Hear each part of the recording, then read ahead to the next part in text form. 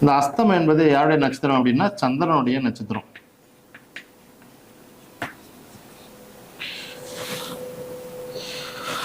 So சந்திரன் அப்படின்னாவே நம்ம வந்து என்னன்னு தெரியும், நம்ம உணவு, உடை, நீர், அதன் வழியில வந்து ஒரு பாதிப்புகள். குறிப்பா வந்து இந்த வீடு வந்து புதனுடைய வீடு என்பதனால தாய்மாமன் வழியில் இருக்கக்கூடிய பெண்கள் வழியில வந்த ஒரு கர்மா அப்படின்னு நம்ம எடுத்துக்கலாம். அதே மாதிரி நண்பர்கள், குலதெய்வம், அதனுடைய சாபத்தினால வந்த கர்மாவை நம்ம புரிஞ்சுக்கலாம். ஓகேங்களா? அதே மாதிரி இந்த குறிப்பா வந்து என்ன மாதிரி பாதிப்புகள்லாம் இங்க வெளிப்படும் அப்படின்னு பார்த்தீங்கன்னா, கல்வியில வந்து ஒரு மிகப்பெரிய ஒரு தடை ஏற்படும். அதே போல நண்பர்கள் வழியில ஒரு அதிகமான ஒரு கெடுபலன்கள் வந்து நடக்கும். குறிப்பா குலதெய்வத்தினுடைய அனுகிரகம் இல்லை. அதே மாதிரி உங்களுடைய கம்யூனிகேஷன்ஸ் வந்து ரொம்ப டிஸ்டர்பன்ஸ் ஆகுது. கெட்ட நண்பர்களுடைய சகவாசம் வந்து ரொம்ப அதிகமாக இருக்கும்.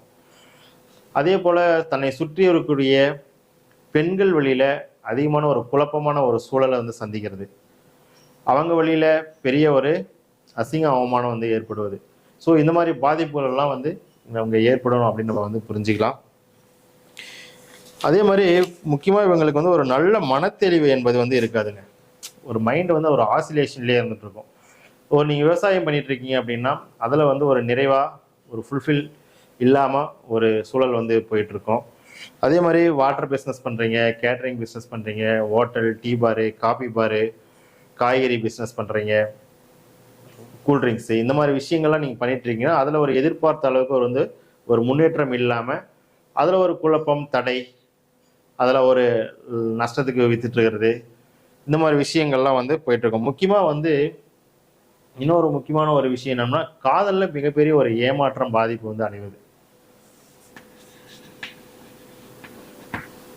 காதல் சார்ந்த விஷயத்துல வந்து மிகப்பெரிய ஒரு ஏமாற்றம், பாதிப்பு வந்து அடையக்கூடிய ஒரு தோஸ்தை வந்து இந்த அஸ்த நட்சத்திரம் வந்து கண்டிப்பாக கொடுத்துரும். ஐயா, இதுல இருந்து தப்பிக்க என்ன வழி? எனக்கு நீங்க சொன்ன பலன்கள்லாம் அப்படியே இருக்கு, இதுல இருந்து தப்பிக்கிறதுக்கு என்ன வழி அப்படின்றத நம்ம பார்க்கலாம்.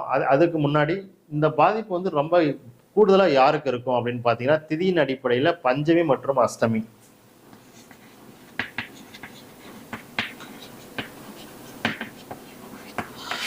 இந்த திதியில வந்து பஞ்சமி மற்றும் அஷ்டமி திதியில பிறந்தவங்களுக்கு வந்து பாதிப்பு வந்து கொஞ்சம் கூடுதலாக இருக்கும்.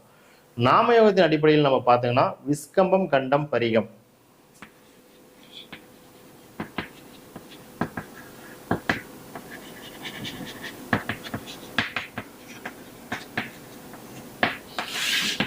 இந்த விஸ்கம், கண்டம், பரிகம் இந்த டீம்ல பிறந்தவர்களுக்கு வந்து பாதிப்பு வந்து கொஞ்சம் கூடுதலாக இருக்கும் அப்படின்னு நம்ம வந்து புரிஞ்சுக்கலாம்.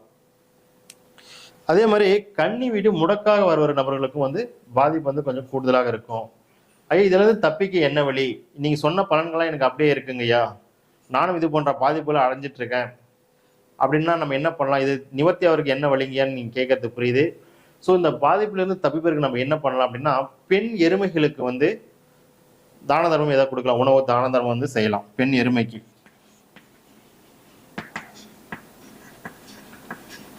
அதே போல ஆரஞ்சு பழம் தான தர்மம் வந்து செய்யலாம்.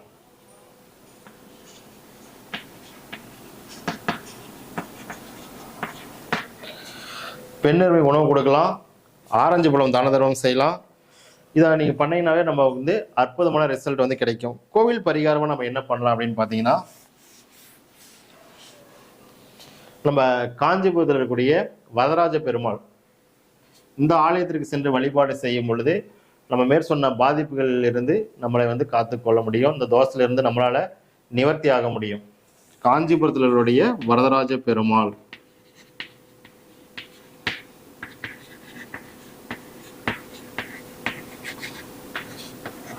காஞ்சிபுரத்தில் சின்ன காஞ்சிபுரம் அப்படின்ற இடத்துல வந்து இருக்கு. நம்ம ஒரு புகழ்பெற்ற ஒரு ஆலயம். 40 ஆண்டுகளுக்கு ஒரு முறை எழுந்திருக்கக்கூடிய அத்திவரதர் அங்கே இருக்கக்கூடிய குளத்துல தான் வந்து வீட்டிருக்கார் அப்படின்னு நம்ம தெரிஞ்சுக்கலாம். ஓகேங்களா? ஸோ இந்த ஆலயத்துக்கு எப்போ போயிட்டு வழிபாடு செய்யணும், அதான் ரொம்ப ஒரு முக்கியமான விஷயமே.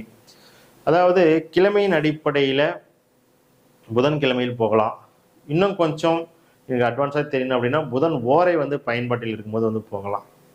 இல்லைங்கய்யா, எனக்கு இன்னும் கொஞ்சம் ஜோதிடம் சார்ந்த விஷயங்களை புரிதல்லாம் இருக்குது அப்படின்னு பார்த்தீங்கன்னா, நீங்கள் வந்து பிரித்தி விருத்தி சிவம் இந்த நாமயோகங்கள் பயன்பாட்டில் இருக்கும்போது போகலாம். அதே மாதிரி கிம்ஸ்துக்ன கரணம் என்ற கரணம் பயன்பாட்டில் இருக்கும் பொழுதும் போகலாம்.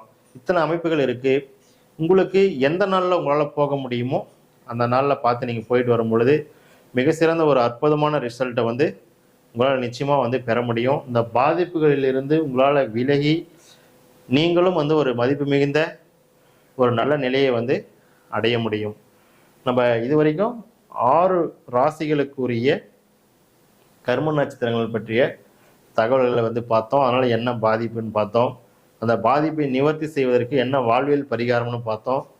கோவில் பரிகாரம் என்னன்னு சொல்லி நம்ம பார்த்துருக்குறோம். ஓகேங்க ஜி. அடுத்ததாக